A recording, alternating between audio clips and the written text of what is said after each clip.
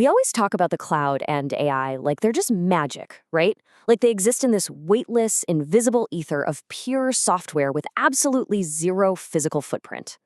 Well, today, we are completely shattering that illusion. Welcome to The Explainer. We're unpacking the green AI contradiction. AI is not weightless.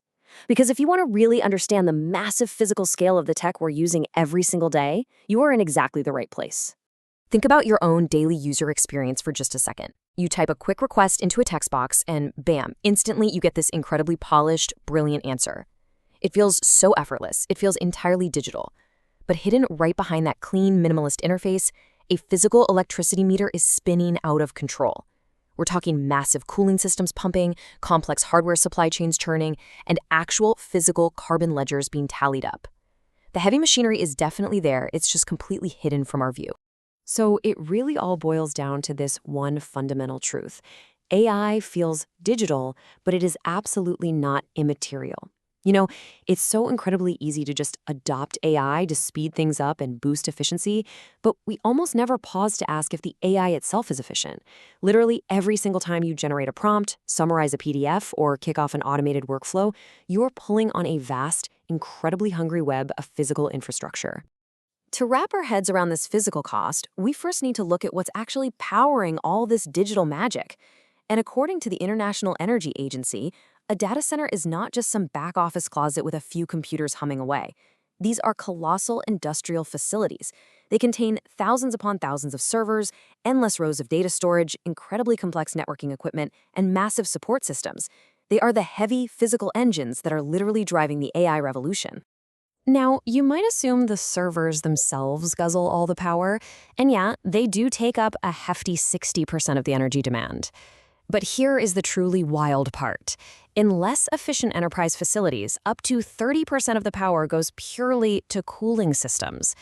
We are spending a mind-boggling amount of energy literally just trying to keep this technology from melting down. We constantly hear in the news about the massive amount of energy required to build and train these AI models up front.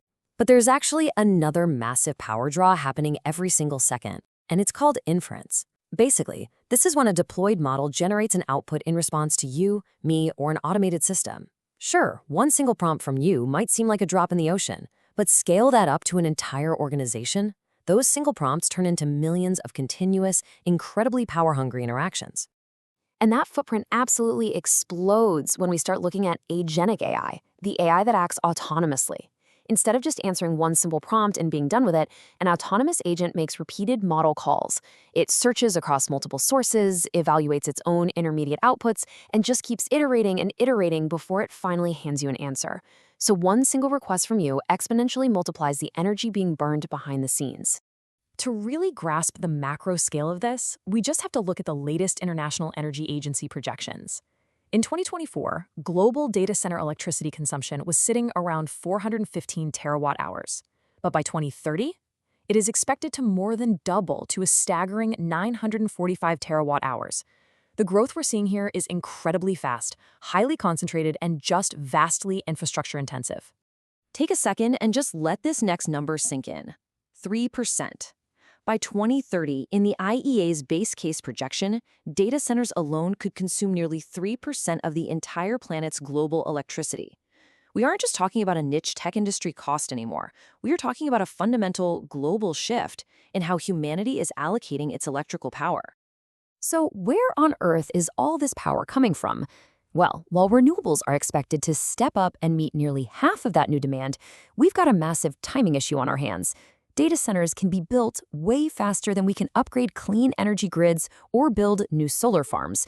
So, to fill that immediate energy gap right now, fossil fuels like natural gas and coal are still being heavily relied upon in the near term. Section 1, the NHS Net Zero Dilemma: Balancing Innovation and Climate Mandates. Let's look at a fascinating real-world example of this tension. The National Health Service is up against some incredibly strict, legally binding climate deadlines. By June 2026, their supplier roadmap requirements are tightening dramatically. Then, by 2040, they have to reach net zero for emissions they directly control, and by 2045 for the emissions they influence. It's an immense challenge. How exactly do you hit those aggressive green milestones when your daily operations are relying more and more on power-hungry AI services? And hey, it is definitely not just a healthcare challenge. The Greening Government Commitments report shows that UK government tech carbon emissions did fall by 13% recently, which is fantastic progress for sure. But they still sat at nearly 300,000 tons for the 2024 to 2025 period. What's driving this massive footprint? It's significant contributions from servers, peripherals, and end-user devices. It's the physical hardware required to run the virtual software.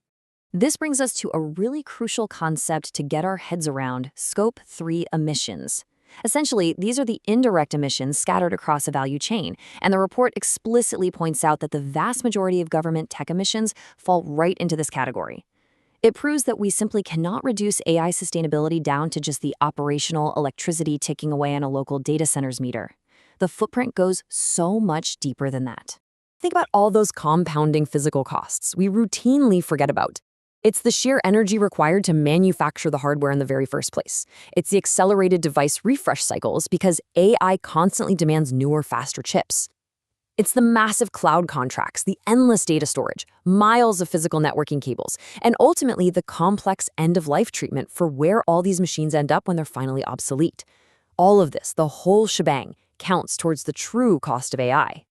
So what's the actual game plan here? The challenge for public services and private companies alike is absolutely not to reject AI entirely. It is way too valuable for freeing up capacity and improving how we work. Instead, the big strategic shift has to be moving from adopting AI carelessly, with wasteful defaults and unchecked scale, to adopting it deliberately. That means ensuring its use is purposeful, highly visible, and proportionate. High-volume automated services really need to face proper scrutiny before they become deeply embedded into our daily infrastructure.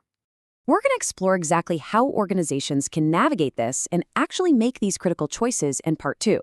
But for now, as we wrap up this explainer and hopefully shatter that illusion of weightless tech once and for all, I want to leave you with one profound, vital question. It's a question every single organization needs to be asking themselves right now. Does the value created by AI truly justify the physical resources it consumes?